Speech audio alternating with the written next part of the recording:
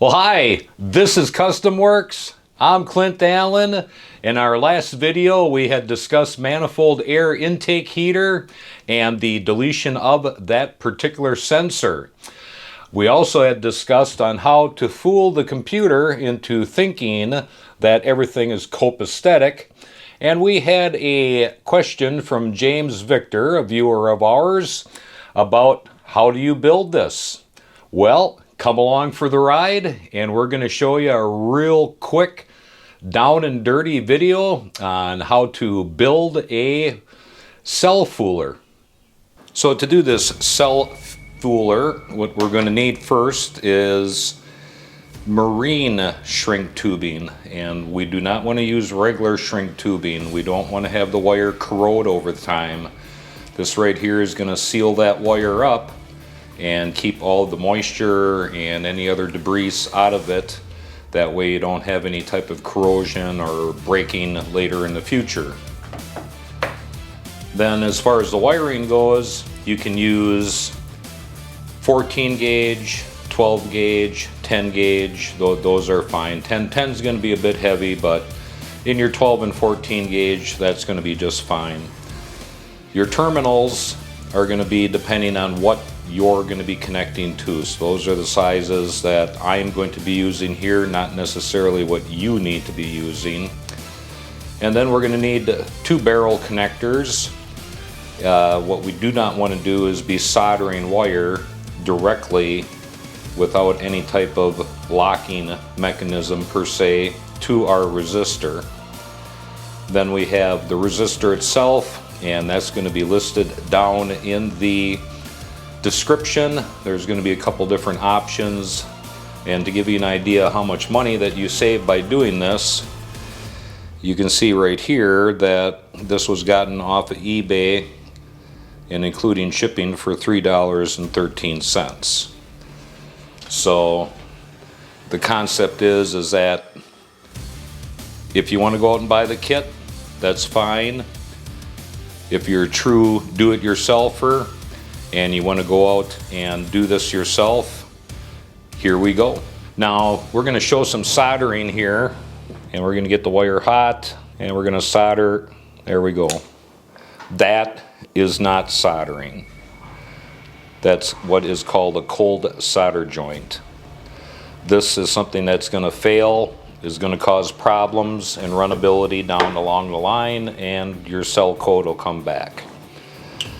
What we do want to do, let's get the solder heater underneath, solder iron, whatever you want to call it, and let's get that wire hot. We want her hot.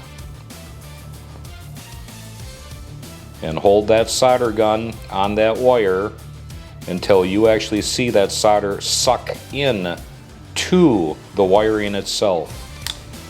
Then you've got a good quality solder. Alright, to get this journey going, we're going to take the first lead.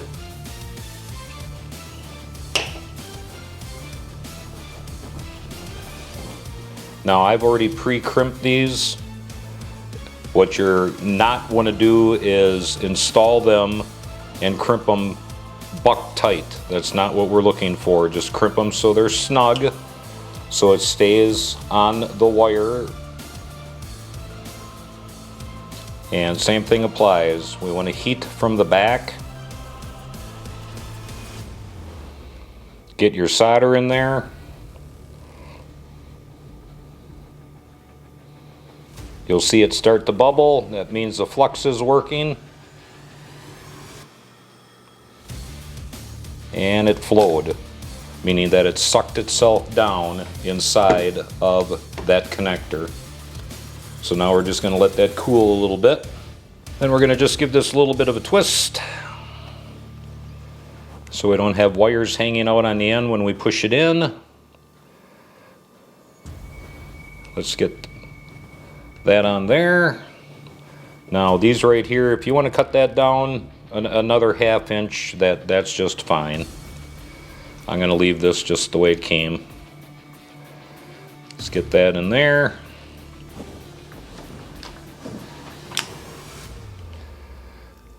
Same applies. Let's get the heat on the back of the barrel.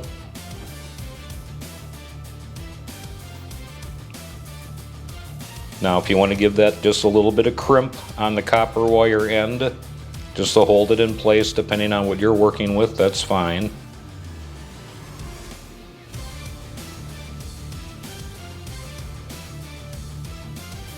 And we're gonna get the solder, and you can see the angle.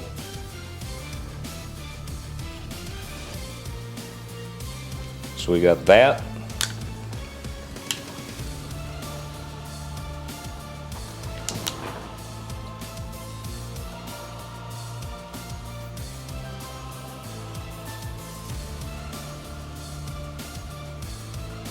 Keep the gun on her, keep her hot.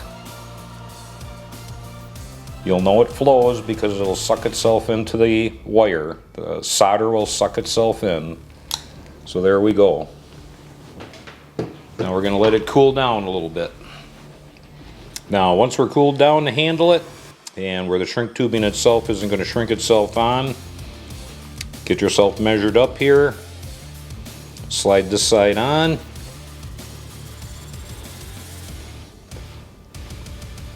Get her on there like that.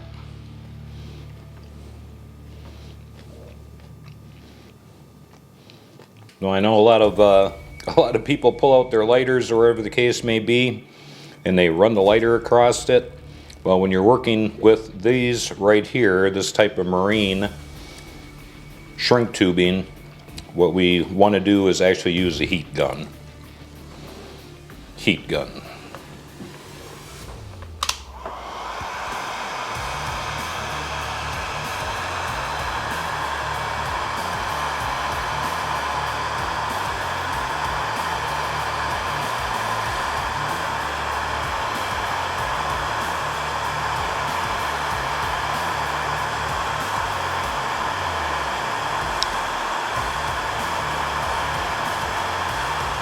So we got to get it heated up enough to shrink, and we need to get it hot enough where that inside sealer bonds itself.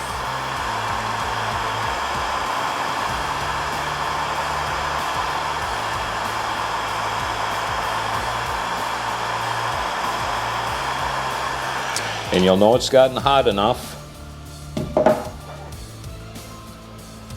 when you see it starting to ooze out of the end.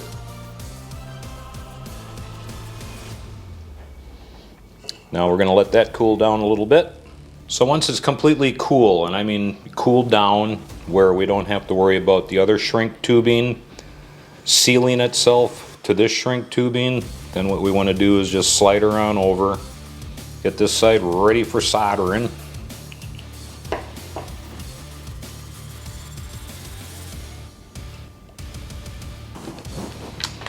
Heat again from the back.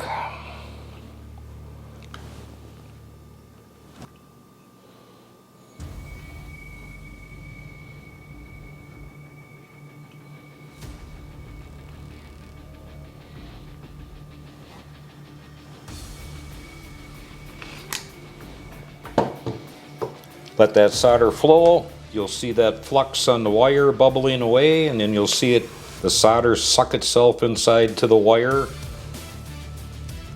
Now you do this side first, just like plumbing, and you come back to this back side, and then you hit it on the back side with the solder, and that'll just draw it right back in because there's already flux sitting on this side. Now we're going to let that cool.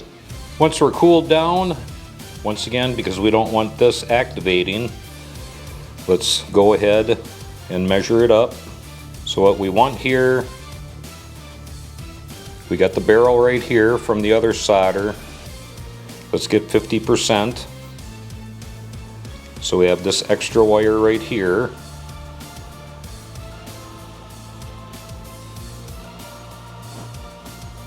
Let's hack that off. Strip the wire. Let's pull this back again, so we don't want it activating. And let's get our other end on there.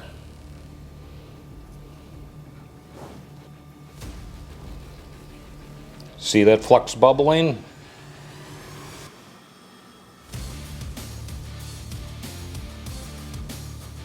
And it sucked itself into the wire. The solder was sitting on top. As soon as it actually flowed, now you can actually see the braiding of the wire. You know then it's properly soldered. So now we're going to let that cool down. And now that it's cooled down, let's get her straightened up. Let's get the marine shrink tubing pulled forward.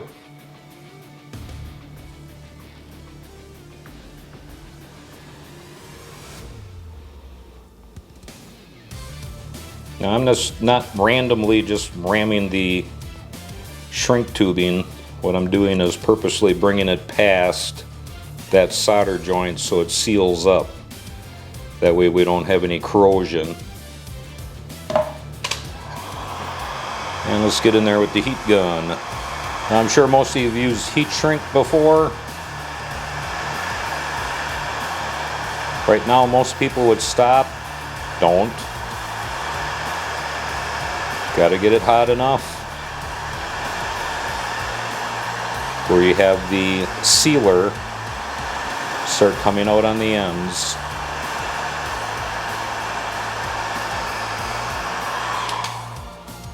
And you can see the sealer might be a little difficult with the camera, but you can see how the sealer kind of oozed out right there. You know you've got a good seal. And this is how you make a cell fooler for a 7.3 using the 470 resistor. And that's how you build a cell fooler for a 7.3 Powerstroke. All of the items used are going to be down in the description, and some of them will have links if you just want to shoot on over to where I got these products from. And I hope you've learned something today, and you take it easy and you have a good day.